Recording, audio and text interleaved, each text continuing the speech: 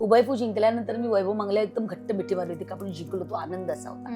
तर मिठी मारली तर एका माणसाने माझ्या सासूबाईने विचारले, काय तुमची सून परपुरुषाला एवढी घट्ट मिठी मारते स्क्रीनवर, काही शोभतं का तुम्हाला? इतकी एन्झायटीचे अटॅक की मी चुकलेलं नाहीये, मी बरोबर आहे. अनेक गोष्टी घडतात सेटवर ज्या सांगण्यासारख्या पण नसतात, भांडणं वादावादी काय काय.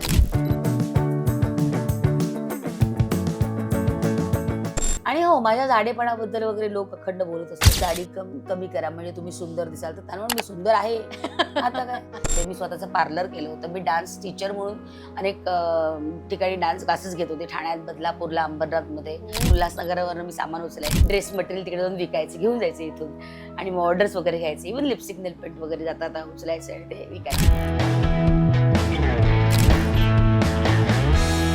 नवऱ्याला मी फोन केला की अरे महेश, मी ना अशी चेअर घेते, ते 2 लाखाची म्हटलं. अननेसेसरी कधी खर्च करतेस ती, नाही असं नाही, बोलला नवरा बोलला, पण तो मला वाटतो अननेसेसरी. हा मातंगी मातेचा फोटो आहे आणि हिला उष्टा नैवेद्य खावा. तो 9 दिन तुम्हारे 9 सीन रेखा जी के साथ है. तर ह्यांची भेट लागली होती रणधीर कपूरची. देखो अभी क्या करते, त्या असं ते इकडे चुकतंय बिचारं, तर त्या रेखाजी मला मी बराबर कर रही हूं ना. आणि हा नुसता फोटो नाही, याच्या मागे त्यांनी एक छान मेसेज दिलाय मला. याच्यात लताबाईंच्या 2 साड्या आणि रेखाजींची साडी, लताबाईंनी दिलेली साडी आहे ही मी नेसली आहे. अशीच पेशवाई सिल्क याच्यातली ही येल्लो कलरची कांजीवरम साडी जी रेखाजींनी दिली होती. कढईमध्ये चमचा कसा तुम्ही फिरवता त्याच्यावरनं कळतं की किती तुम्हाला स्वयंपाक येत असेल आणि किती तुम्ही स्वयंपाकघरात असता. त्यांनी ही रुद्राक्षमाळा सुरक्षित कवच म्हणून घालायला सांगितलं. त्यामुळे मला हसवणारा एक माणूस म्हणजे पाडिकांबळे. आणि ते टचवूड इतकं छान राहू दे आणि ते कायम तुमच्या सोबत आमची भांडणं पण खूप होतात, तुम्हाला माहिती नाही. नमस्कार, मी दीपाली म्हात्रे आणि तुम्ही पाहताय लोकमत फिल्मी. घर सुट्टी आणि बरंच काहीच्या आजच्या शोमध्ये आज आपण भेटणार आहोत अभिनेत्री विशाखा सुभेदार यांना. अंबरनाथकर असलेल्या विशाखा काही वर्षांपूर्वीच मुलुंड इथे स्थायिक झाल्या, त्याच्यामुळे आज मी मुलुंडमध्ये आले. त्यांचं मुलुंडमधलं घर एक्सप्लोअर करायला, सुट्टीतले बरेच उपक्रम आहेत त्यांचे ते जाणून घ्यायला आणि अशाच भरघोस गप्पा मारायच्या आहेत. चला तर मग थेट जाऊया विशाखाताई यांच्या मुलुंडमधल्या घरी. चला.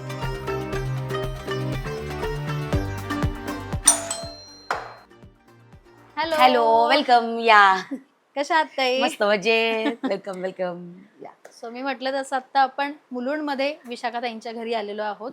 सो आत्ता हे घर आपण एक्सप्लोअर करायचंय. ताई, स्वागत आहे लोकमत फिल्मीमध्ये सगळ्यात आधी. Thank you so much. आणि तुमचं पण स्वागत की तुम्ही माझ्या घरी भेट द्यायला आलात त्याबद्दल. Thank you so much. सो ताई, या घरात आम्ही आता पहिल्यांदा आलोय मुलुंडच्या आणि प्रत्येक तुमच्या फॅन्सना माहितीये की तुम्ही प्रॉपर अंबरनाथच्या आहात. नक्कीच. सो अंबरनाथकर असलेल्या विशाखाताई मुलुंडमध्ये किती साली शिफ्ट झाल्या आणि काय आहे घराची? मला हे घर म्हाडाचं 2014 सालीच्या लॉटरीत लागलं. ओके. आणि माझ्या हातात हे घर 2017ला आलं. त्याच्यानंतर मी इथे शिफ्ट झाले. सो 2017-18 पासून मी या घरात वास्तव्याला आहे. वा. तर ऍक्च्युली खरं तर खूप म्हणजे आपण म्हणतो ना मॅनिफेस्ट करतो ना, हो. तसं हे घर मला मॅनिफेस्टेशन मध्ये लागलेलं आहे. वाव. म्हणजे मी कायम ह्या इकडून प्रवास करायचे ना, म्हणजे अंबरनाथवरनं हाच रोड प्रवासाचा. बरोबर. तर ते सरदार तारासिंग असं बोर्ड वाचलं ना की मला काय वाटायचं की इथे घर घ्यायचंय टोलच्या बाजूला. टोलच्या जवळ घर घ्यायचं माझं म्हणजे इथे फिक्स होतं. येता जाता इथे घर घ्यायचं मला, इथे घर घ्यायचं. आणि जेव्हा म्हाडा म्हणजे कधीच मी लॉटरी भरेन किंवा असं कधीच मला वाटलं नव्हतं. तर लॉटरीमध्ये मी म्हणजे फॉर्म भरला. तो फॉर्म भरला का, कारण तेव्हा मला कळलं की गव्हाणपाडा इथे ती लॉटरी आहे, म्हणजे ते डेस्टिनेशन इथे आहे. सो मी म्हटलं की नाही, इथे भरायचं, बाकी कुठे नाही भरायचं, फक्त इथे भरायची लॉटरी म्हणजे फॉर्म तो. आणि मग इथे फॉर्म भरला आणि ते म्हणून आपण मॅनिफेस्ट करतो ना, गेली अनेक वर्ष. सरदार तारासिंग टोल नाक्याच्या बाजूला घर, तर लिटरली मला तशीच जागा मिळाली, म्हणजे फॉर्म भरताना सुद्धा आणि घर सुद्धा तसंच लागलं. So this is manifestation. वा वा वा, किती सुंदर. एक छान इच्छा पूर्ण झाली आणि त्या घरात आज आपण आहोत आणि भरपूर गोष्टी आहेत आणि ना खूप काय काय मला इथे आठवणी आणि बऱ्याच गोष्टी इथे क्रिएटिव्ह दिसत आहेत. एका कलाकाराचं घर म्हटल्यानंतर ते काहीतरी वेगळं असतंच आपल्यापेक्षा. सो त्याच घराची सफर आज आपल्याला विशाखाताई घडवणार आहेत. आणि सुरुवात कुठून करूया ताई? सुरुवात माझा देव्हारा, माझी बक्षिस देवापासूनच करूया. नक्कीच. ऍक्च्युली माझा हा खूप छोटा पूर्वी देव्हारा होता, पण मला आता फार अशी सतत वाटतं की छान देवघर असावं आपलं माझं. असं मग मी मुद्दामून उल्हासनगरला जाऊन एक छान मंदिर घेऊन आले आणि ते आत्ताच स्थापन केलंय. तर देव म्हणजे माझं एकदम, देवपूजा नाही झाली की मला असं कसतरी होतं. मग शूटिंगला जायचं असेल, किती 6:30चा कॉल टाईम असेल तर 4:30-5ला उठा, देवाची पूजा करा, मग निघा. किंवा 8:30चा कॉल टाईम असेल तर नंतर 6:30ला उठून देवाची पूजा करून मग 7, 7:15ला घर सोडायचं. बापरे. हे असं आहे. मग घरी असते तेव्हा मग देवाला अगदी बसवतेच मी, बस माझ्यासमोर आणि 2-1 तास त्याच्याशी पूजा करत, मजा करत, गप्पा मारत माझी चाललेली असते. वा वा. त्यामुळे आणि खूप हे माझं असं इथे मी काय जास्त व्यस्त असते. ओके. वा. घरातला छान हा, कोपरा हे मनशांती महत्वाचं. देणारा तर हा Yes, असणार आहे. yes, yes. ओके. पण ताई बघते मी सगळे देव आहेत. तुम्ही जास्त म्हणतात ना आपलं कुठला तरी एक देव आपला खूप खास असतो, म्हणजे आपल्या मनाच्या कोपऱ्यात आपण त्याच्याकडेच सगळं काही बोलतो. सो तुमचं असं जास्त आपण म्हणतो ना की हक्काचं असं कोणाला तुम्ही येऊन दत्त सांगता? महाराज. दत्त महाराज. नाही, दत्त संप्रदायातले, त्यामुळे मी स्वामी आहे तिथलेच दत्त महाराजांचं सगळे. आणि माझी कुलस्वामिनी सप्तशृंगी आहे. सप्तशृंगी. अच्छा. त्यामुळे तिचं एक आई माझी आहे ती, वा वा. त्यामुळे तिचं एक करणं चालू असतं. आणि यांनी कुठून मला माहिती नाही, हा तुला फोटो दिसत असेल हो. तर हा मातंगी मातेचा फोटो आहे. अच्छा. म्हणजे आपण म्हणतो काली माता, बगलामुखी माता, हो. कामाख्या देवी, तशी ही मातंगी माता आहे. अच्छा. म्हणजे दशमहाविद्यांपैकी एक माता आहे. आता ही माझ्याकडे कशी आली तर ते म्हणतो ना आपण काहीतरी संकेत असतात ते. ऍक्च्युली ही देवता असते ना, ही वाणीची, संगीताची ही देवता आहे. ओके. एका कलाकाराकडे किंवा जे वक्तृत्वात उत्तम असतात त्यांची ही देवता आहे. म्हणजे अनेक वेद ब्राह्मण पठण जे करायचे पूर्वापार, तर ते ह्या मातंगी मातेची साधना करायचे. कारण ही वाग्देवता आहे असं म्हटलं जातं.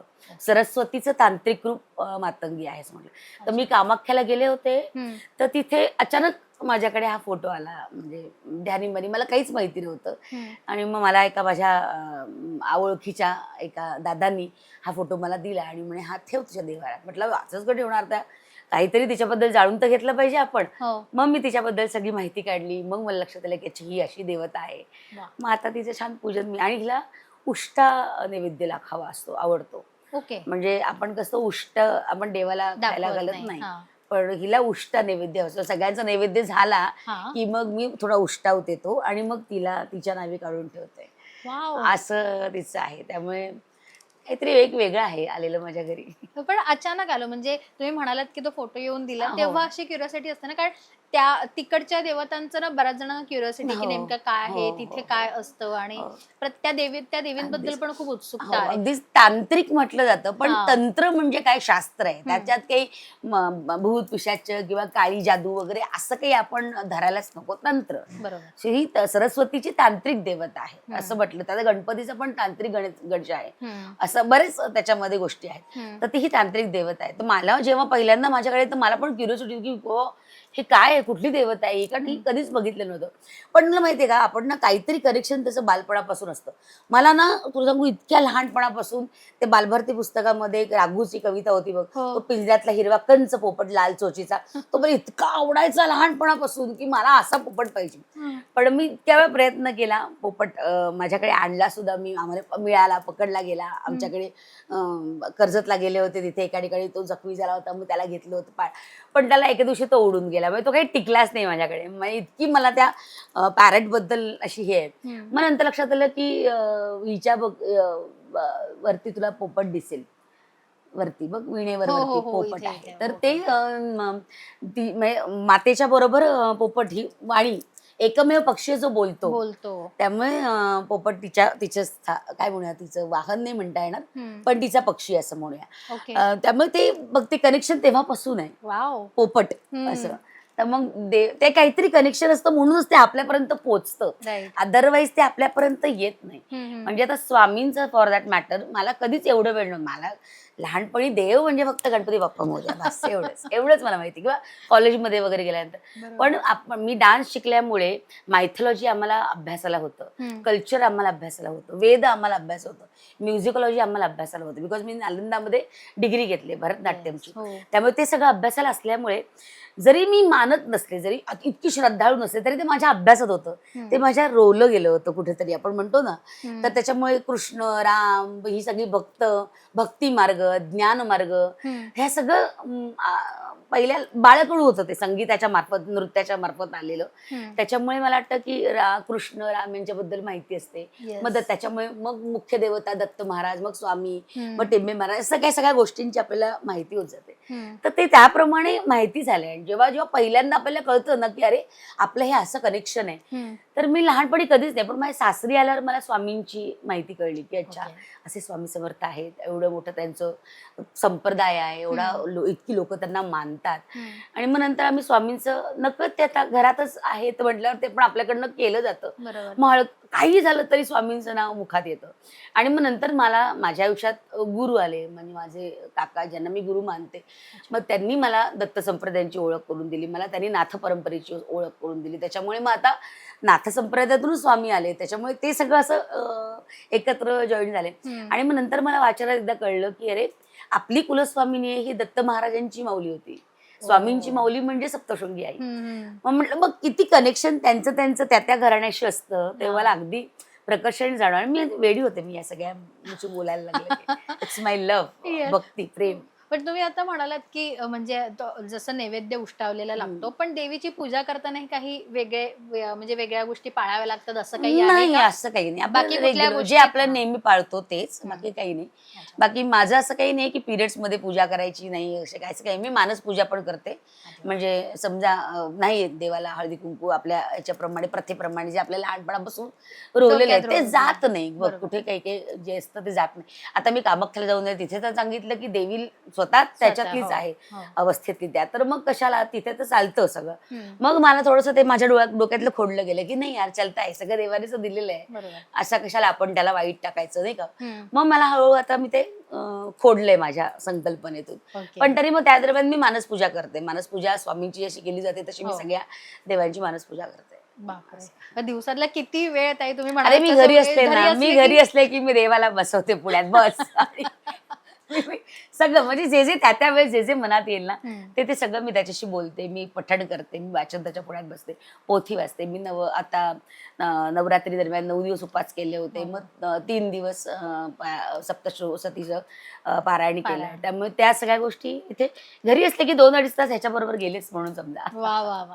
आणि सुरुवात इथूनच झाली आहे. सो खूप छान आणि प्रसन्न अशी सुरुवात झाली, पॉझिटिव्हिटीने सुरुवात झाली आहे. नवीनच वेगळी गोष्ट आपल्याला छान कळली आहे. सो आता हळूहळू अचिव्हमेंट्स कडे वळूया, कारण तिथे आपल्याला आज बऱ्याच गोष्टी दिसतात. हो, ऍक्च्युली दीपाली हे तर म्हणजे आत्ताच मिळाले आहेत. अच्छा. म्हणजे स्वामी कृपेने आणि आपल्या इतकी 23 वर्ष या इंडस्ट्रीमध्ये आहे, तर त्याच्या सगळ्या कष्टाने अनेक बक्षिसं छोटी छोटी म्हणजे स्पर्धांपासून, स्थानिक लेवलच्या स्पर्धांपासून ते अगदी मटा सन्मान येण्याच्यापर्यंत किंवा 4x4 फॉर दॅट मॅटर, त्या सगळ्या ट्रॉफीज अंबरनाथच्या घरी आहेत. ह्या आत्ताच्या इथे मिळालेल्या आहेत. हे आता मी जे पूर्ण नाटक आम्ही जे प्रोड्यूस केलं त्याच्या सगळी मिळालेली ही बक्षिस आहेत. वा वा वा वा.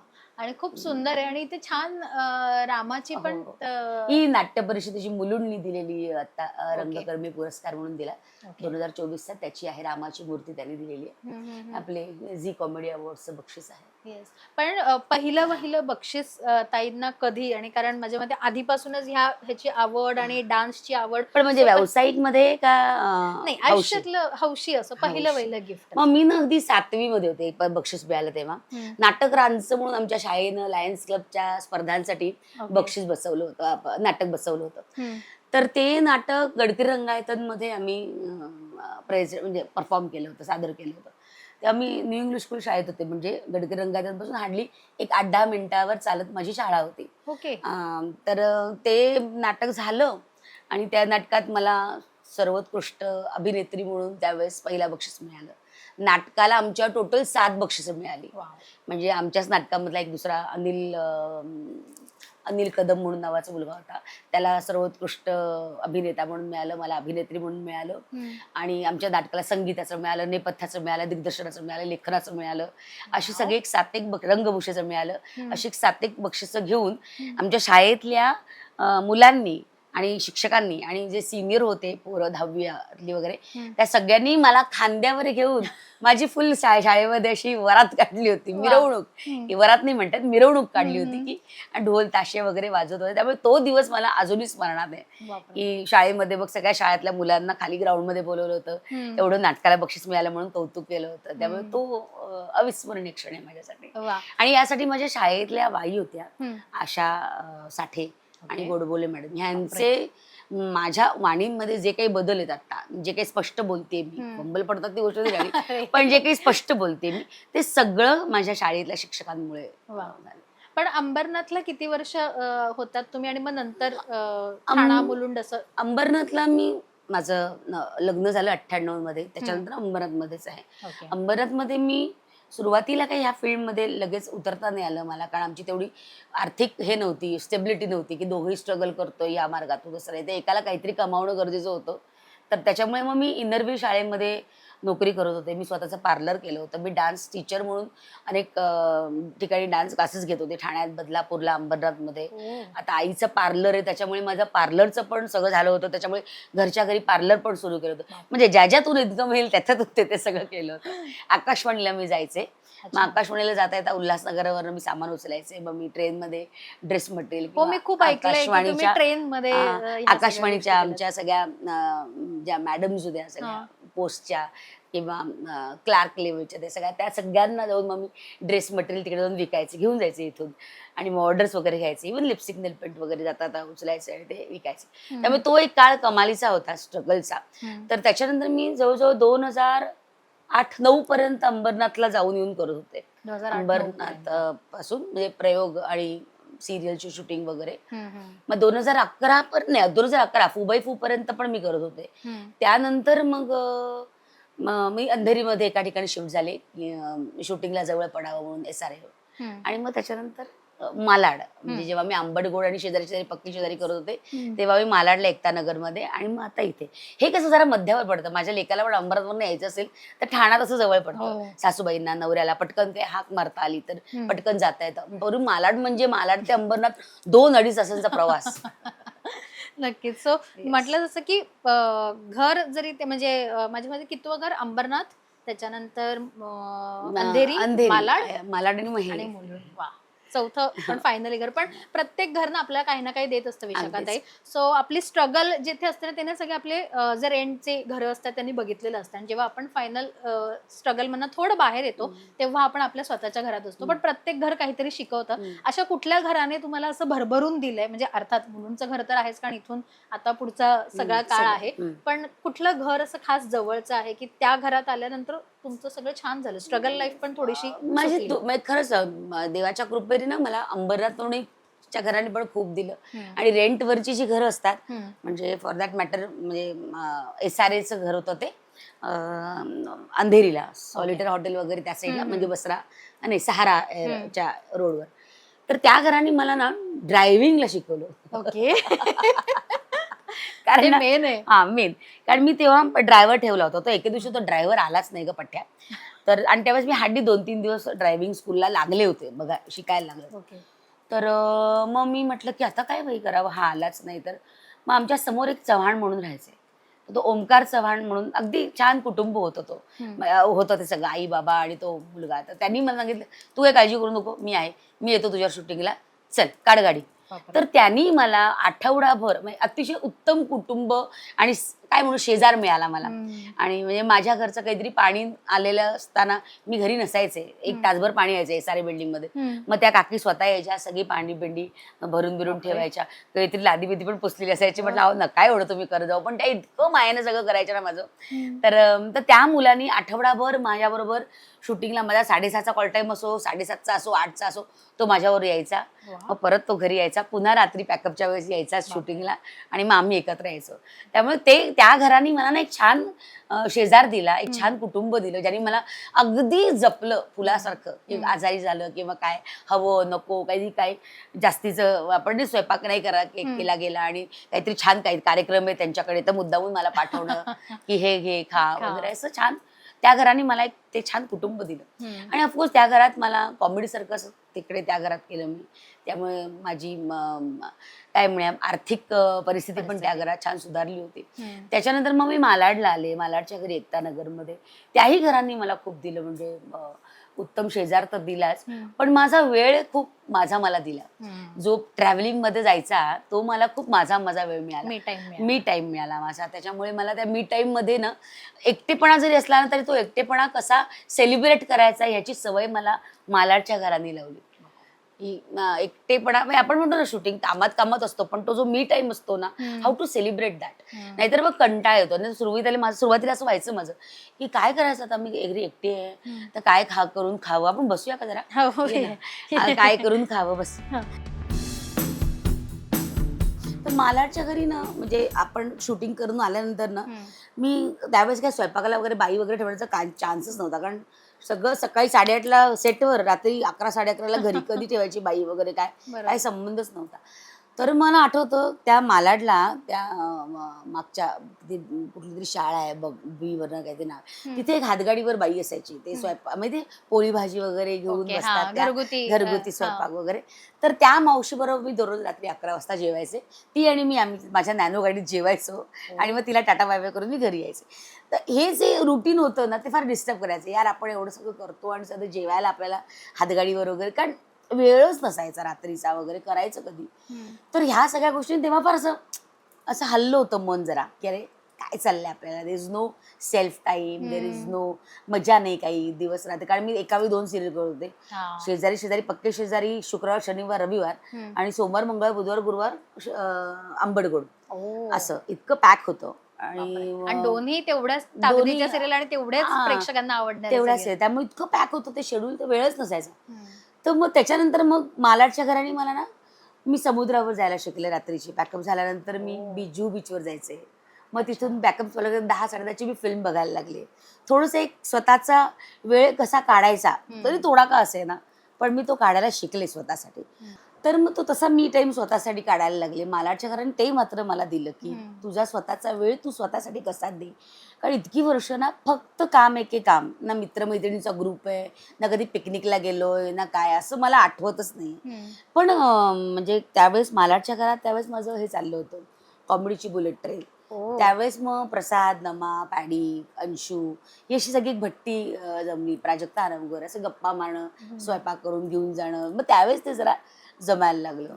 त्यामुळे मग नंतर मित्रांमध्ये खेळणं, गप्पा मारणं वगैरे ते. पण तो आंबडगोड शेजारी was hectic schedule of my life. Okay, ह्याच बऱ्याच गप्पा गोष्टी आहेत ज्या आपल्याला जाणून घ्यायच्या. पण बाजूला ना ताई एक छान चेअर आहे आणि आल्या आल्या जो काही तिकडे बघूनच रिलॅक्स फील होतं, मला ते प्रचंड आवडलंय. सो ताई कधी घेतली आणि या चेअरची ना मज्जा आहे बरं. म्हणजे मला पॅडी याच्याबद्दल कायम छळतो. ही ना, आम्ही अमेरिकेला टूरवर गेलो होतो, नाटकाचा दौरा होता कुर. त्यावेळेस सुनील नारकर यांच्या घरी अशी एक ह्याच्यापेक्षा कमालीची चेअर होती ती मसाजची. म्हणजे ह्याच्यापेक्षा हे दिस इज नथिंग. तर ती इतकी कमाल, त्याला ते स्क्रीन वगैरे होतं, तुम्हाला काय हवं ते सगळं समोर, आणि फुल पाय वगैरे 20 मिनिटं लावायचं आणि झोकून द्यायचं, अशी ती चेअर होती. तर तेव्हा मी म्हटलं की यार, ऐसा अपने को चाहिए कुछ तो, हे असं मी घेणार. आणि मॉलमध्ये वगैरे दिसतंच ते, आपल्याकडे ह्या अशाच चेअर असतात. पण ती तशीवाली चेअर मला इंडियात काय कोणी दिसली नाही. बरं, हे मी गेले होतो आम्ही असंच, बोरुलीला एक कोरा सेंटर वगैरे आहे ना, तिकडे प्रदर्शन लागलं होतं. आणि असंच चला प्रदर्शनामध्ये फेरफटका मारू देऊया, चला बघूया काय, असं म्हणून निघालो. आणि मग तिथे चेअर दिसली. म्हटलं कितीला? मग पॅडी म्हणाला, विशाखा तू माहितीये ना, त्याची पॅडीची बायको पण होती, हे घेणार? म्हटलं चला बघू तर आपण काय आहे. मग बघितलं तर किती, तर 2,40,000 सांगितलं. बापरे. तर म्हटलं बापरे, हे तर बहुत महंगा आहे यार. तर म्हटलं एवढे 2,40,000 काही कमी नाही का? असं करून, आता मी जर कंपनीची प्राइस सांगितली ना तर मला ते मारतील. पण आपला एक चेहरा आणि ओळखीचा म्हणून मला ही अतिशय अर्ध्या किमतीमध्ये ही चेअर मिळाली. आणि मी ती म्हणजे अशी गेले रे, असं काहीतरी नाही का, पॉटी बिटी घेऊया, पॉट्स वगैरे घेऊया, सिरॅमिकचं वगैरे, किंवा काहीतरी खाद्यपदार्थ घेऊया, आणि डायरेक्ट ही 1.5-2 लाखाची खरेदी करून आले. तर मला पॅडीचं म्हणून, आणि काय तुला काय पैसा म्हणे नाही, ते मला स्वप्न होतं, ते मला ते म्हणजे हवं होतं. सो ही आता माझी याच्यानंतरची ही जागा माझी फेवरेट आहे. आलं की पहिले एक 20 मिनिटं पहिले ह्याच्यावर बसायचं, हे मसाज करून घ्यायचं, फ्रेश व्हायचं, मग पुढच्या कामाला लागायचं. मग दौऱ्यावरनं आलं, नाटकाच्या प्रयोगावरनं आलं किंवा काय, तर हे फार म्हणजे पण तुमची चांगली इन्व्हेस्टमेंट झाली. येस, ऑफकोर्स, खूप मोठी इन्व्हेस्टमेंट. हो, मसाजेसला जे पैसे जातात त्यापेक्षा हे जरा अर्ध्या, म्हणजे तिलाही बोलवतेच मी, पण लाईफ टाईम इन्व्हेस्टमेंट आणि हेल्थसाठी गरजेचं आहे. मला फारच म्हणजे माझं स्वतःच त्यावेळेस कौतुक वाटलं की येस, आपण ती घेतली. म्हणजे माझं संभाव असं वाटतं की मला काय म्हणूया, ती एक विल पॉवर आहे ना माझी, ती मला कायम साथ देते. की आपण इथून मागण्यापेक्षा जेव्हा इथून मागतो ना कळकळीनं, यार तर ते ऑलवेज फलित होतं असं मला वाटतं. तर त्यापैकी माझं घर, ही खुर्ची, अशा अनेक गोष्टी आहेत माझ्या पण हे घरी लेकाच्या. आणल्यानंतर घरच्यांची रिॲक्शन काय होती? डायरेक्ट हे घेऊन आलीस असं अरे माझ्या म्हटल्यानंतर? नवऱ्याला मी फोन केला की अरे महेश, मी ना अशी चेअर घेते, ते 2 लाखाची म्हटलं. काय अगं तू प्रदर्शनात गेली 2 लाख खर्च करतेस? म्हटलं मला पाहिजे. आणि बघ आधी अकाउंटला काय आहे, घेऊ शकतेस का? म्हटलं हो घेऊ शकते. मग मी घेऊन टाकली लगेच. वा. पुढचा मागचा काही विचार केला नाही. म्हणजे जैसे थे बघूया. किती छान. सो त्याच्यासाठी इव्हन आमच्या आता गणपतीला वगैरे माझ्याकडे इथे गौरी गणपती सगळं असतं. अर्धा हो. भाग एवढा भरून जातो. तेव्हा ही खुर्ची बाहेर असते. अच्छा. मग जो येतो तो पाहुणा त्याच्यावर 20 मिनिटं बसतो. वा. आणि मग दर्शन घेतो. म्हटलं आता भाड्याने लावायला पाहिजे. मॉलमध्ये जशी असते तशी. सो हे माझं दिस इज नाव मी टाइम. Yes. आणि माझ्या मते छान आहे, तुम्ही प्रयोग हो, करून हो. आल्यानंतर जे काही थकायला होतं त्याच्यासाठी हे अगदी, मस्त अगदी. आहे, Best, गरजेचं आहे. best. आणि घरच्या घरी आहे त्याच्यामुळे कुठे जायला नको, कोणाला बोलवायला नको. हे छान नाही आहे. आता म्हणजे आता कसं आता आपण काहीतरी मोटिव्ह लागतं ना घरी येण्यासाठी. हम्म. म्हणजे आता कसं माझा Okay. लेकही बाहेर असतो. हो. तो लंडनला आहे. हम्म. त्यावेळी कसं तो असला की आमच्या गप्पा मारा असेल, तो तिथे लोळ पडले असेल, मी इथे लोळ पडले असेल, काहीतरी गप्पा मारायच्या. आता देर इज नो मोटिव्ह, एकटी एकटी असते. नवरा आला तर मी येतोय वगैरे सांगितलं तर. पण आता हे माझं मोटिव्ह आहे घरी यायचं. घरी गेले की चला हा मसाजच्या चेअर मध्ये बसायचं आणि वा. वा, वा. So this is my motive नाव. खूप छान. आणि भारी आहे, कदाचित आपल्या प्रेक्षकांना नंतर थोडंसं मोटिवेशन मिळेल आणि घरी आणतील असं. पण छान कंपनी पण चांगली आहे ही. आणि मुख्य म्हणजे का मराठी माणसाने पुण्यातल्या ही चेअर बनवलेली आहे. अच्छा, okay. शिंदे त्यांचं आडनाव, त्यांची कंपनी पुण्यातच आहे. Okay. सो आणि त्यांनी 5 वर्षाची वॉरंटी दिली याची Wow. सर. आणि ते म्हणले की 5 वर्षांनी त्याच्या आधी जर काही बिघडली तर सेम प्रॉडक्ट तुम्हाला जसं त्याचा पार्ट नाही बदलता येत. Oh, डायरेक्ट अच्छा. चेअर पूर्ण बदलता बदलावं येत. लागतं. 5 वर्षानंतर मग तुमचं नशीब.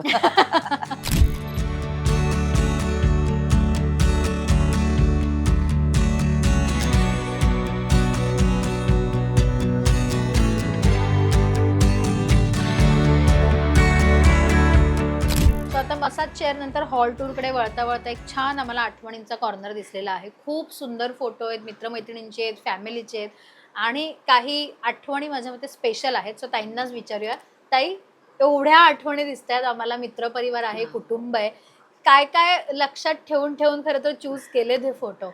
ऍक्च्युली ही सगळी साथीदार आहेत आयुष्याचे माझे. त्यात सगळ्यात महत्वाचा फोटो म्हणजे हा आमच्या लग्नातला फोटो, हो. जो नवरा आणि मी. तर आणि हा आहे माझा पिल्लू अभिनय. आणि हा माझा दुसरा मुलगा आहे, अमेरिकेत असतो, पराग. अच्छा. हा माझा मानसपुत्र आहे. म्हणजे हा इयत्ता 6वी पासून त्याच्या आईपेक्षा माझं, ताई काय म्हणते ताईला विचारतो, ताई काय असं. तो अंबरनाथला राहायचा पूर्वी, अच्छा. आता अमेरिकेत असतो. तो आता छान नोकरीला वगैरे लागलाय, लग्न झालंय, वा. आता बाळ होईल त्याला. सो हा पराग, तो आमची घट्ट टीम असायची पूर्वी. वा. त्याच्यानंतर ह्या सगळा मित्रपरिवार, ही माझी अतिशय जवळची मैत्रीण अर्चना ठावरे शहा. सो ती माझ्या आयुष्यात आता कपड्यांमध्ये, माझ्या राहणीमानामध्ये, माझ्या विचारसरणीमध्ये की स्वतःला कसं प्रेझेंट करावं याकडे जर माझं इंजेक्ट जर कोणी केलं असेल ते म्हणजे हिनं केलंय, वाव. अर्जुनने केलंय. नाही तर अदरवाईज मी पूर्वी ना उल्हासनगरवरनं ताई शॉपिंग करायचं. मी बदलापूरची, त्याच्यामुळे मी समजू शकते. आपल्याला किती ते स्वस्त आणि मस्त पडतं. अर्थात. एक कुर्ता घ्यायचा, एक काळी सलवार, एक पांढरी सलवार, की आपली फॅशन संपली. हे एवढंच होतं माझं पूर्वी. मग तिने मला जरा जरा एक वेगळे, अगं चल पैसे खर्च कर, मग त्यातल्या त्यात कुठे शॉपिंग केलं तर आपल्याला कमी पैसे पडतील, हे सगळे तिने मार्केट मला दाखवले. आणि she inject everything in me. So sweet. So या शी इज अर्चना. आणि ही सगळी आपली आमची जानू ग्रुप आहे हा आमचा. म्हणजे आमच्या हास्य जत्रेतले आणि बुलेट ट्रेनच्या वेळाच्या प्रवासापासून सगळे, प्रसाद नवा, शशिकांत केरकर आणि अच्छा. ही सगळी टीम, ती सगळी फॅमिली पिकनिकला गेलो होतो. ही मयुरा रानडे, ही आम्ही शांतीचं कार्ट नावाचं नाटक केलं होतं. शांतीचं कार्ट चालू आहे, त्यातली एकदम घट्ट मैत्रीण माझी. आम्ही अमेरिकेत वगैरे गेलो होतो त्यावेळेस फोटो ते. आणि त्याच्यानंतर कामाच्या बाबतीत म्हटलं तर भाऊ बरोबरचा फोटो हा आम्ही एक सिनेमा केला होता त्यावेळेस, ते गाणं, त्याचे फोटो. तर भाऊ कदम म्हणजे एक डाव भटाचा पासूनचे आम्ही काय म्हणूयात ते, आपण जेव्हा आपण काही नाव नसतं आपल्याला तेव्हा जेव्हा जे जे शेअर करतो ना ते काय म्हणूयात, दॅट इज काय खरं, अरे मनापासून आलेलं. सो ती मैत्री आहे भाऊजी. आम्ही जरी आता भेटत नसतो, नाही काही गप्पा नसते मारत असतो, तरी आम्ही एकत्र आलो की आम्ही एकत्र असतो. अशी म्हणजे आपण नाही का लांब गेल्यानंतर जिथून सोडलं तिथून सुरुवात करतो, तर तशी ती मैत्री आहे. त्याच्यामध्ये काही तुम्हाला फोन करत नाही, तुम्हाला भेटत नाही, हे काय असली काही अपेक्षाच नसते. सो ती आहे. ही माझी भाची आहे राधा. शी इज व्हेरी क्यूट. खूप क्यूट आहे. तिचं म्हणजे डान्स गाणं माझ्यावर गेले सेम छाप, आत्याची छाप. आणि हे आमचे येरेर पैसाचे संजय नार्वेकर त्यावेळेस सिनेमा आहे. आणि याची आठवण अशी आहे की यांच्याबरोबर मी सुपर नानी नावाची एक फिल्म केली होती शर्मन जोशी. तर त्यावेळेस एकच सीन होता बरं का मला, एकच सीन, तो पहिला सीन यांच्या बरोबर होता. आणि त्याच्यानंतर माझं सिनेमात काही कामच नव्हतं. ओके. तर मला असं वाटलं होतं की यार या सिनेमात रेखा आहे. मग मी सरांना विचारत होतं डिरेक्टर, सर रेखा जी के साथ एक सीन है क्या, मेरा कुछ है क्या? तर नहीं बेटा उनके साथ तो कोई सीन नहीं. म्हटलं बॅड लक. त्याच्यानंतर ना 7-8 महिन्यांनी you will not believe will power manifestation. तर यू नॉट बिलीव्ह, मला त्यांचा फोन आहे. तर मला वाटलं की डबिंग साठी असेल नाही का, किंवा रिलीज करतायत का काय, किंवा तसं असेल. तर मग मी त्याच्यात होते की कदाचित. तर सर म्हणाले की बेटा कुछ काम थोड़ा रह गया अपना फिल्म का, तो वो करना है, तो तुम्हारे 9 दिन लगेंगे. म्हटलं इतना काम रह गया है? तर म्हणे हाँ थोड़ा रिराइट किया है स्क्रिप्ट में, थोड़ा चेंजेस किया है. तो अभी तुम्हें चाहिए था ना रेखा जी के साथ, तो 9 दिन तुम्हारे 9 सीन रेखा जी के साथ है. वाव. तर मी म्हणजे पाया खायची जमीन सरकली. म्हटलं काय त्यांच्याबरोबर 9 दिवस करायचं आपल्याला. तर म्हणजे गगनात होते मी. म्हणजे असं. तर मी म्हटलं येस सर. तेव्हा मी हे सिरियल करत होते शेजारी शेजारी पक्के शेजारी. मग त्याच्यातून मी दिवस काढून त्यांना ते 7 दिवस दिले. त्यावेळेला तुमच्या ऑलरेडी 2 सिरियल चालू होत्या. तुम्ही आणखी त्याच्यातून मी 7 दिवस त्यांना रिक्वेस्ट करून करून ते काढून घेतले होते. बापरे. तर मग ते मडमध्ये शूटिंग होतं. तर त्यांची माझी पहिली म्हणजे शर्मन जोशींबरोबर पहिला सीन केला त्यावेळेस तिथे ना रणधीर कपूर होते. हा. तर मला अजून आठवतो तो दिवस.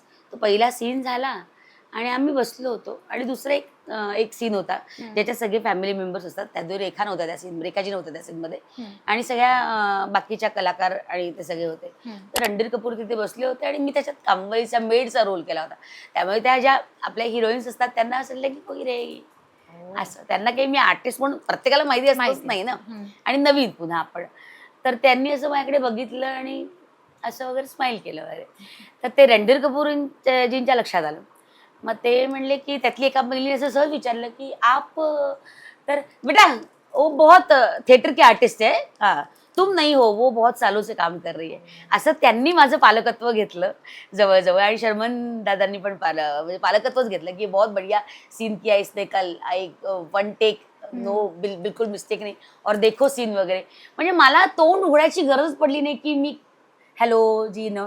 तर त्यांनीच माझं पालकत्व स्वीकारलं होतं. असं म्हणजे तो दिवस एक न विसरण्यासारखा आहे. त्यानंतर मग मी जेव्हा रेखाजींबरोबर आहे तेव्हा पहिला सीन त्यांच्याच बरोबर, तेव्हा आपण म्हणतो ना की first impression is the last impression.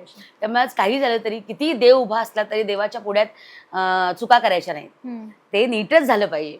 तर मग त्यावेळेसचा माझा सीन का छान मी केला. त्याच्यामुळे रेखाजी अगदी म्हणजे मोहात, प्रेमात, एक इतना बढिया काम करती हो तुम वगैरे वगैरे. आणि मग त्याच्यानंतर त्या मराठीतच बोलायला लागल्या माझ्याशी. म्हणजे तुला फोटोवरनं कळत असेल त्या काय ज्या पद्धतीने वागल्या. तर त्यांनी फार प्रेम म्हणजे मायेनं माझ्याशी ते 9 दिवस घालवलेत. मग अगदी घरच्या गोष्टी, त्यांच्या लहानपणाच्या गोष्टी, मग त्या कशा एवढी असताना कामाला लागल्या. मग त्यांची आई वडील, तुमने मेरे बारे में बहुत गलत सलत सुना होगा वगैरे वगैरे असं तसं.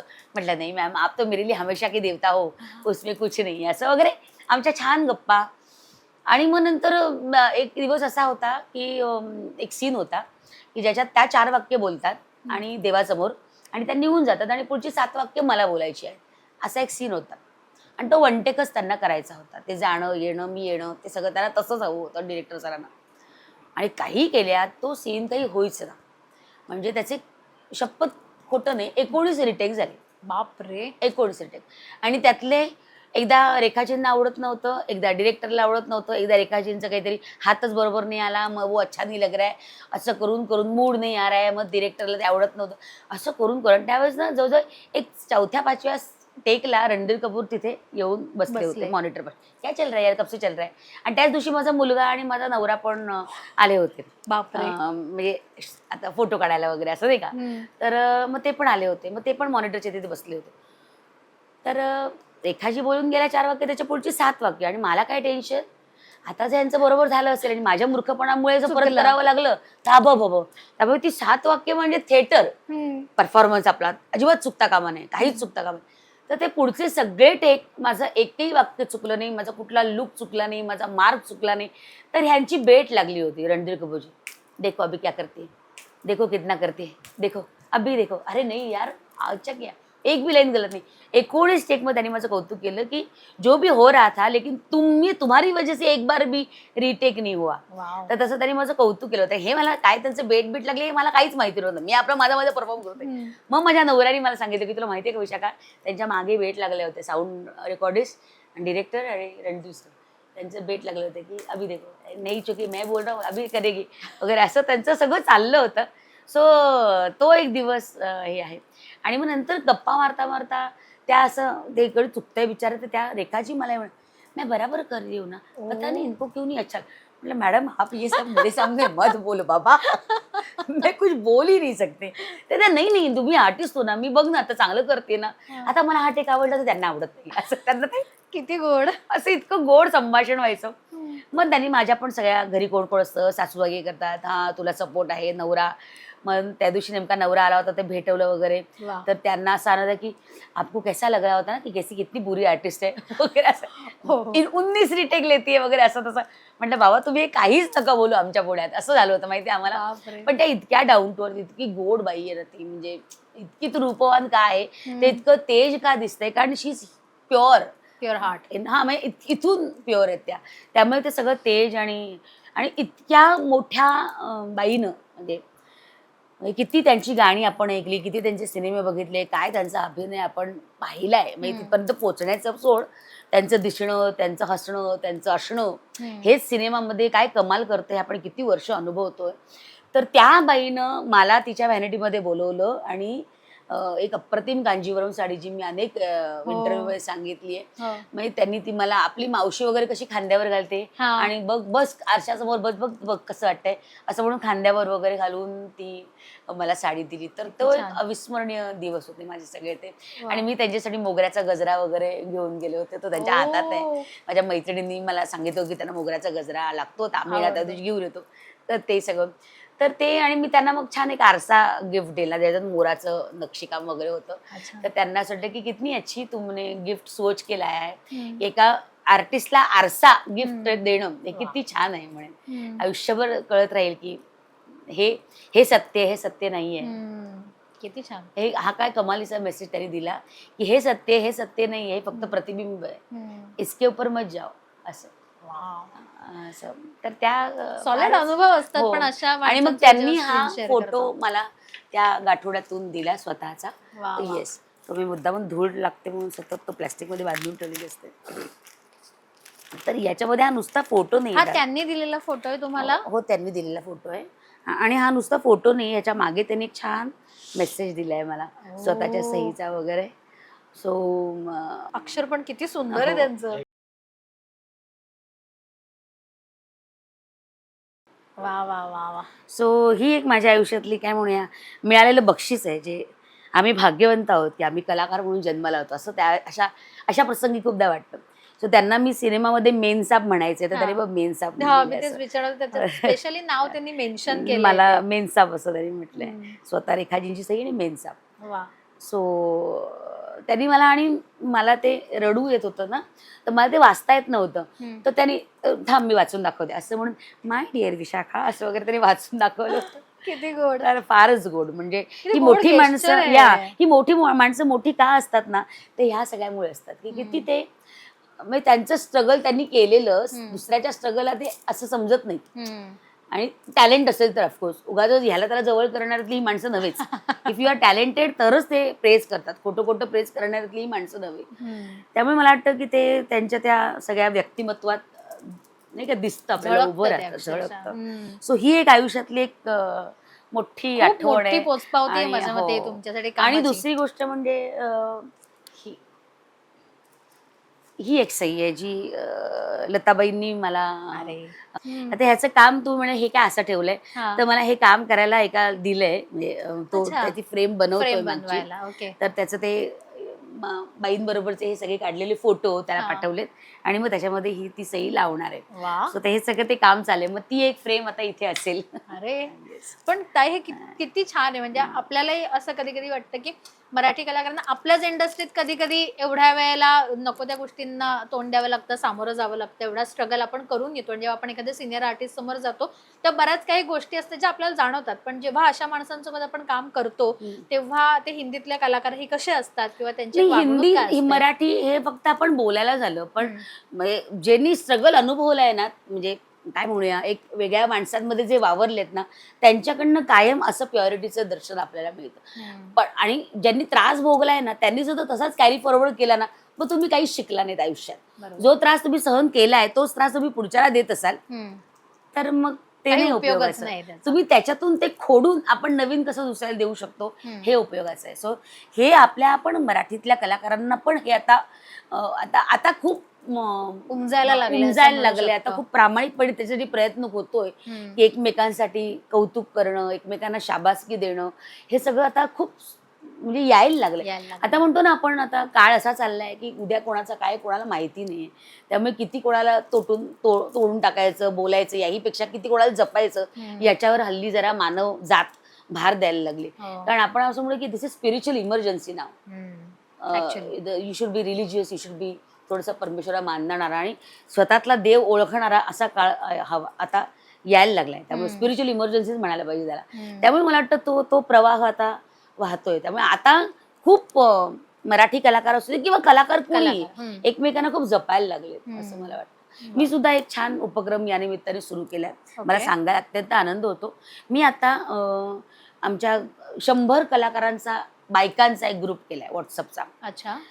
आता असं इतकी वर्ष मी काम करते, पण अशा पद्धतीने प्लॅटफॉर्म नव्हता कधी उभा राहिला की काही अडचण आली तर सगळीजण बायका उभ्या राहिल्यात एकमेकांसाठी. ओके. किंवा काही कोणी ट्रोल करत असेल किंवा काय, तर जर ती बाई खरंच करेक्ट असेल तर तिला मदत करणं, तिच्या पाठीमागे उभं राहणं, किंवा फिजिकली जर कोणाला काही प्रॉब्लेम झाला किंवा काही किती आजार असतात, त्यासाठी आपल्याला काही पैशांची गरज लागली आणि नसेल तर पटकन आपले 500-500, 1000 रुपये काढले तरी त्या बाईला पटकन 2-3 लाखाची पटकन मदत होऊ शकते. तिला कोणाकडे नातेवाईकांकडे जावं नाही लागणार.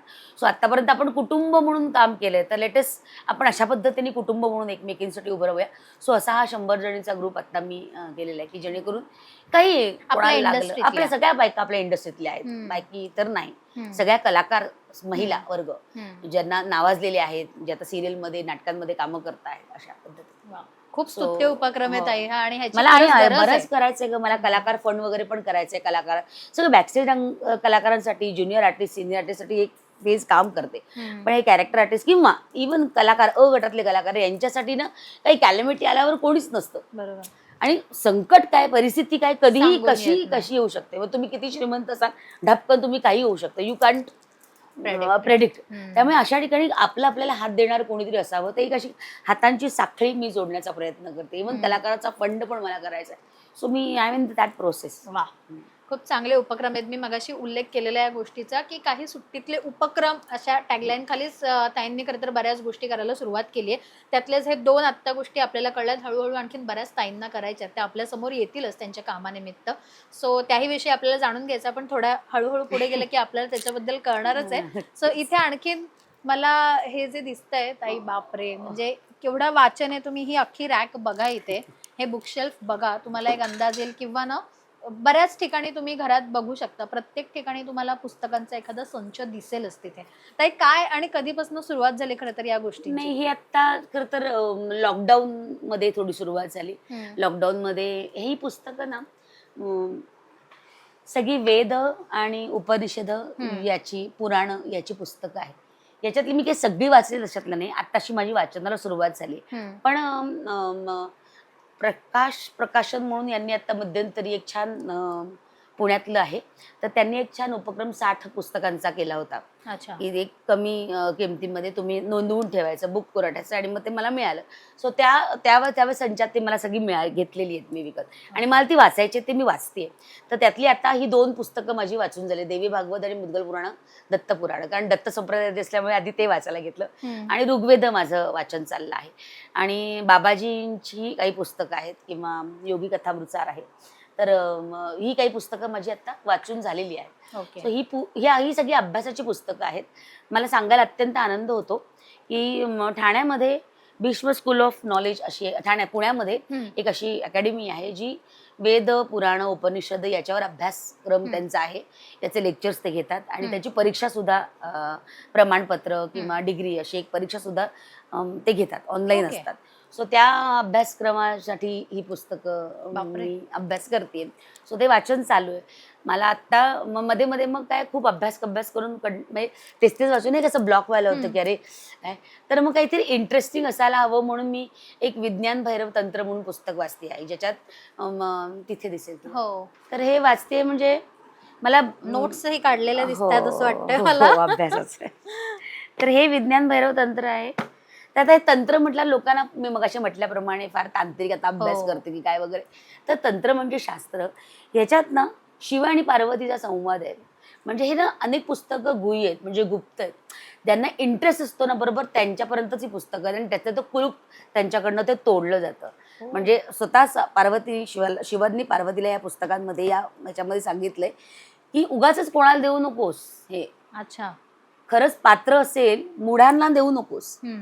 खरंच पात्र असेल तरच हे पुस्तक, तरच ही किमया ही जादू त्यांच्या हातात दे असं त्यांनी म्हटलंय. वा. सो मी काय तशी पात्र असे म्हणत नाही, पण मी म्हणते की म्हणून ही पुस्तकं फार ज्ञात नाहीयेत लोकांना. ओके. सो ज्यांना त्याच्याबद्दल रस असतो, आसक्ती असते, अनेक जन्मांचं असतं, हे एका जन्माचं नसतं. याचा अभ्यास मी अनेक जन्मांपूर्वी केला असेल म्हणून ते माझ्यापर्यंत पोहोचलंय. अदरवाईज ते पोहोचलंच नसतं. याच्यामध्ये ना आपण माणसं फक्त एकच श्वास घेतो आणि सोडतो. आता काही जण प्राणायाम करतात, कुंभक करतात, रेचक करतात, खिचडी करतात. आता तर याच्यामध्ये श्वासाचे 111 प्रकार आहेत. 111 धारणा आहेत की तुम्ही कशा पद्धतीने श्वास घ्यायचा, कशा पद्धतीने सोडायचा, तुम्ही तुमच्या विकारांवर, तुमच्या मानसिक विकारांवर, तुमच्या शारीरिक विकारांवर तुम्ही कसं काम करू शकता. How you can heal yourself by your breath. श्वासावर नियंत्रण कसं असलं पाहिजे ह्याचा सगळा अभ्यासक्रम म्हणजे हे शास्त्र आहे, हे तंत्र आहे. सो आत्ताशी माझ्या ना 5 धारणा म्हणजे 5 श्लोक त्याचे अर्थ ते करायला लागले मी. कारण नुसतं वाचून उपयोग नाही, ते प्रॅक्टिकली पण केलं तर त्याचा उपयोग होणार. बरोबर. आत्ताशी 4 आणि 5 या श्लोकांवर आहे मी. अजून तर दिल्ली बहुत दूर आहे. बापरे. तर त्या 5 मध्ये सुद्धा मला कळतं की अरे माझ्या शरीरामध्ये माझा श्वास कुठे चाललाय, आता काय काय पद्धतीने मी माझ्या मनाला, माझ्या शरीराला हील करू शकते. हे मला त्या श्वासांच्या माध्यमातून आता ते प्राणायाम, खेचरी, कुंभक, रेचक हे सगळे प्रकार केल्यानंतर मला कळायला लागले की अच्छा. आणि आपण अभिनेत्री म्हणून आपण या फील्डमध्ये काम करतो, आपण श्वासांवर काम करतो. त्याच्यामुळे हे एका कलाकाराला याच्यातले 10 श्लोक सुद्धा किती महत्वाचे आहेत हे आत्ता कळायला लागलं की जेणेकरून तुम्ही किती एखादा अभिनय करताना, एखादं पात्र करताना तुम्ही असता खरे वेगळे आणि तुम्ही खोटे जेव्हा करता तेव्हा तुम्हाला किती तुमचा श्वास म्हणजे असं म्हणतो आपण की माणूस श्वास घेऊन जन्माला येतो. ॲज पर बाबाजी लाहिरी बापू महाशय यांच्याबद्दल काही एक श्वास घेऊन आपण जन्माला येतो. आपण रागलो, आपण चिडलो की ते श्वास आपण वाया गेले आपले श्वास. अच्छा. तर ते श्वास संपले की आपण मरतो असं आहे खरं तर. तर काही आपण वर्ष नाही घेऊन येत, आपण श्वास घेऊन येतो असं त्यांचं म्हणणं आहे. सो हे सतत ऍक्टिव्ह करण्यासाठी हे 111 प्रकार गरजेचे आहेत. सो मला या सगळ्या पुस्तकांच्या माध्यमातून मला एक ते खजिना मिळालाय. सो आता मी या खजिन्यावर थोडा त्यातला हळूहळू थोडेसे मोती वेचते. कधीतरी हिरे लागतील तेव्हा लागतील म्हणून हे खरं तर पोहोचले तुमच्यापर्यंत आणि तुमच्यातर्फे आमच्या प्रेक्षकांपर्यंत पोहोचले. नक्की कधी कोणाला वाचायचं, जर कोणी लाहिरी बापू किंवा बाबाजी यांचे फॉलोअर्स असतील तर त्यांनी हे विज्ञान भैरव पुस्तक नक्की वाचावं एकदा तरी. आहेत नेटवर पण अवेलेबल आहे, विकतच घ्यायला पाहिजे असं काही नाही. विज्ञान भैरव तुम्ही टाकला आर्काईव्ह मध्ये तर येतं. वा, खूप छान माहिती आपल्याला हळूहळू मिळते. आणि आता पुढे आणखीन एक छान कॉर्नर आहे. हे छान स्केच ताई कोणी दिलंय? हे ना नाव ओमकार म्हणून आहे. तर त्यांनी हे माझं स्केच काढलं होतं. मला हास्यजत्रेच्या वेळेस त्यांनी हे स्केच दिलं होतं आणि मग ते छान फ्रेम करून घेतलं. आणि हे तर आपल्या आवडतेच अर्थात, याच्याशिवाय तर जिंदगी नाही आहे. आणि हे गेल्या राज्य सांस्कृतिक पुरस्कार मला मिळाला, आपल्या शासनाचा पुरस्कार आहे हा. 2024 मध्ये नाटकांमध्ये एकनिष्ठेने प्रदीर्घ काळ काम केल्यामुळे हा पुरस्कार दिला जातो. सो हा पुरस्कार मला, मी निर्माती म्हणून पण आणि अभिनेत्री म्हणून पण काम करते, यासाठी मला हा पुरस्कार 2024 ला मिळाला. 3 लाखाचा धनादेश होता हा मला, म्हणजे शासनाचं एवढं मोठं बक्षीस कलाकारांना मला मिळालं, ह्याचीच मला मजा वाटली. अरे आतापर्यंत कसं आपल्याला कसं बक्षीस, ट्रॉफीज, धनादेश फक्त म्हणजे नाटकं नाही का, 10 नाटकं निवडली जातात तेव्हाच धनादेश मिळतो. बाकी आपल्या सगळ्यात हे पहिल्यांदा मला एवढं मज्जा वाटली, वा वा असं.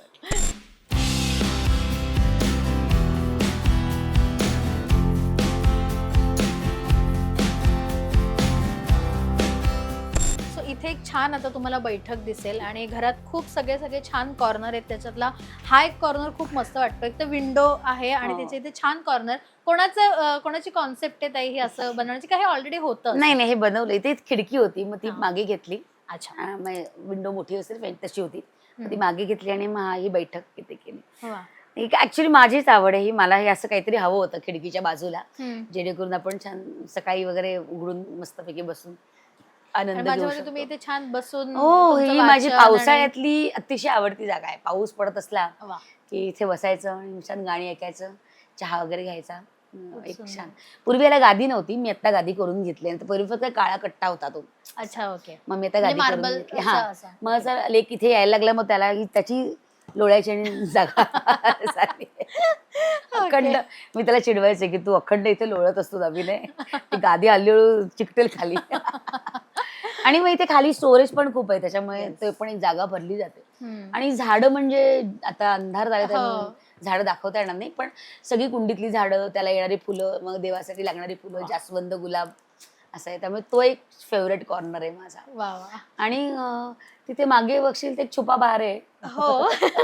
छुपा बहार आहे, कोणी आला गेला, मित्र मैत्रिणी खूप छान आणि कोझी. Very cosy. इथे अनेक रील शूट होतात माझे, अनेक गझलचे वगैरे, जे मी कविता वगैरे करते तर त्या रील्स इथे शूट होतात. आणि मला हे स्टेपचं हे अगं आपल्या उंच्या कमी ना, पाय तरंगते नाही राहायला पाहिजे, त्याच्यामुळे हे. आणि आई वगैरे पण आली की आईला पण, सासूबाईंना पण चढायला उतरायला बरं पडतं, त्यामुळे ती स्टेप आहे. या कॉर्नरची आणखी एक खासियत जर मला दाखवायची असेल तर तुम्ही वरच्या स्पेसमध्ये बघू शकता. खूप छान त्या गोष्टी आहेत ज्या मला जाणून घ्यायच्यात. आणि फोटो तर तुम्ही बघितले असतील तर त्याची तुम्हालाही क्युरिओसिटी असेल जशी मला आहे. ताई, या फोटोंबद्दल मला ऐकायचं आहे. ऍक्च्युली रंजनाबाई म्हणजे माझं आवडतं व्यक्तिमत्व. म्हणजे त्यांचे सिनेमे, त्यांचं काम, त्यांचं दिसणं, त्यांच्या नऊवारीतलं त्यांचं रूप, हे सगळंच म्हणजे मराठी सिनेमामधलं माझं आवडतं व्यक्तिमत्व. नटी, अभिनेत्री, सगळंच. म्हणजे डान्स म्हणू नको, अभिनय म्हणू नको, सगळं, कॉमेडी म्हणू नको, सिरियस म्हणू नको, सगळंच त्या अगदी मनापासून झोकून देऊन काम करायचे. त्यामुळे. आणि त्यानंतर नैनाबाईंचा तो फोटो आहे, तर तो म्हणजे शांतीचं कार्ट ज्यांनी केलं आहे. नंतर सुधीर काकांचा फोटो आहे. तर हे तिन्ही फोटो म्हणजे रंजनाबाई तर मला आवडते, हे आमच्या हास्यत्रेचा सचिन गोस्वामी, सचिन मोटे यांना माहिती होतं. तर त्या दरम्यान असं होतं की परफॉर्मर ऑफ द वीक असं ठरलं की त्यांना असा कोणीतरी आपल्या कलाकार मंडळींचा, ज्येष्ठ कलाकार मंडळींचा, जे आता नाही अशा मंडळींचे फोटो आम्हाला दिले जायचे. सो त्यावेळेस ते मिळालेलं बक्षीस आहे मला. ते 3 परफॉर्मन्स चांगले झाले होते, तर त्यावेळेस त्यांनी ते 3 फोटो मला दिले गेले. किती छान आहे. आणि माझ्या मते हे फोटो खूप रिअल वाटतात. सो ते असे स्पेसिफिक ताई, म्हणजे हे मला वाटतं तिघांचे नाटक, तो नाटकातलाच फोटो आहे. नाटकातलाच फोटो. आपण सिनेमातलाच फोटो आहे. तुम्ही लाई झाक दिसता पण मिशीतच मार खाता. येस. सो असे नाही, छान छान. सो मला ना ह्या निमित्ताने, तुझ्या निमित्ताने एक गोष्ट सांगावीशी वाटते. बऱ्याच ठिकाणी आम्ही ना सेलिब्रिटी म्हणून जातो किंवा कोणी कोणी मंडळी देतात, तर मला आता हल्ली बरं झालं या माध्यमातून, मला परवाच एका ठिकाणी बोलायचं होतं याबद्दल, पण ती संधी नाही मिळाली. खूप जणांना असे गणपतीचे, देवीचे, गणपतीच्या मूर्त्या असे देत राहतात, विठ्ठल मूर्ती वगैरे. पण काय होतं, मग त्यांना शोपीस म्हणून ठेवावं लागतं, कारण आपल्या घरात देव म्हणून आपण त्यांना स्थापन नाही करू शकत. त्यामुळे मग ना हे बघ असं ठेवावं लागतं की मग, आणि वाईटही वाटत राहतं. त्यामुळे मला असं अक्षर सांगायचं की गणपतीची मूर्ती शोपीस म्हणून नका देऊ कोणाला, किंवा देवीची मूर्ती असेल, किंवा आता हे बघ ना, हे अशी दिले गणपतीची 2 दगडूशेठची मूर्ती, मग ती अशी वेगळी त्याला ठेवावं ठेवावं लागतं आणि मग ते फार वाईट वाटतं ग. किंवा मग कपाटांमध्ये ठेवावं लागतं. त्यामुळे आणि मग इतक्या होतात त्या फ्रेम की कायच करू आता मी या सगळ्यांचं असं. तर मग मी आता काय करते, मी अशा ठेवते आणि मग एखाद्या मंदिरात वगैरे किंवा आपल्याच नातेवाईकांना जर कोणाकडे नसेल तर मग मी तिकडे देते. पण मला आता त्याचंही असं वाटायला की नको, आता प्रेक्षकांनी सांगावं की तुम्ही कृपा करून गणपती, विठ्ठल रुक्मिणी किंवा असे फोटोज देऊ नका. म्हणजे कारण प्रत्येकाचा देव जो तो आपापल्यासाठी आणतो घरात आणि तो आणलेला असतो ना, तो काय मनाभावे आणतो नाही कसं दे. आता बघ, आपण स्वामींच्या ठिकाणी गेलो किंवा शिर्डीला गेलो की तिकडे आपल्याला सत्कार केला जातो, तो त्यांच्याकडनं फ्रेम येतातच. त्यामुळे त्याही असतातच. त्यामुळे काय करायचं एवढ्या फ्रेम्स असं. आणि तुम्ही ह्या निमित्ताने म्हणजे सेलिब्रिटी असल्यानंतर किती ठिकाणी नाटकांचे दौरे तर अखंड होत असतात. त्यामुळे तर आता कालच मी अक्कलकोटला जाऊन आले, सोलापूरला गेले होते तर अक्कलकोटला जाणं बनताच. त्यामुळे मी तिकडे मग मी फ्रेम नको असं म्हणून सांगते. इव्हन ते गळ्यात ते देतात ते सुद्धा काय करायचं त्याचं असं वाटतं. आणि मग नंतर आपण त्याला काही नाही करू शकत. पण मग मी त्याचं काय करते, मी त्याला टाके घालते आणि मग पैसे ठेवायला ते वापरते घरात लॉकर मध्ये. काय करू नाही तर मला फार वाईट वाटतं ते. नाही तर मग त्याचं काहीतरी देवाला वस्त्र शिवणं, आता ती चुंदरी बघती ती अशीच कोणी दिलेली आहेत, मग मी ती अशी शिवली आहे, तो खणाचं मग ते शिवले असं. सो हा मेसेज खास ताईंनी तुमच्यापर्यंत दिलेला आहे. मंडळी अजिबात देऊ नका. नंतर काय करायचं, कारण आपल्याच घरी आल्यानंतर आपल्याला असं होतं की आपण कुठे ठेवणार, मग ते दिशा आणि ह्या सगळ्याचाच गोंधळ होतो आणि मग आपल्याला ते शोपीस म्हणूनच ठेवावं लागतो. सो हे एक जेन्युइन एक रिक्वेस्ट आहे आमच्यातर्फे तुम्हा सगळ्यांना. सो आता आपण किचन कडे वळूया. आणि किचन मध्ये आज ना आधी किचन मध्ये जायचं की आधी आपल्याला एक दुसरं एक कलेक्शन आहे. मगाशी ताईंनी एक उल्लेख केलेला की लता दीदींनी त्यांना साड्या 2 साड्या दिल्या होत्या आणि रेखा ताईंनी एक त्यांना साडी दिली होती. सो आता मी घरात आहे म्हटल्यावर त्या जर साड्या मी बघितल्या नाहीत तर ते कसं शक्य आहे, त्याच्यामुळे त्या मला बघायच्या. ताई दाखवाल आम्हाला? जरूर जरूर, का नाही. सो आता आपण तिथे जाऊया.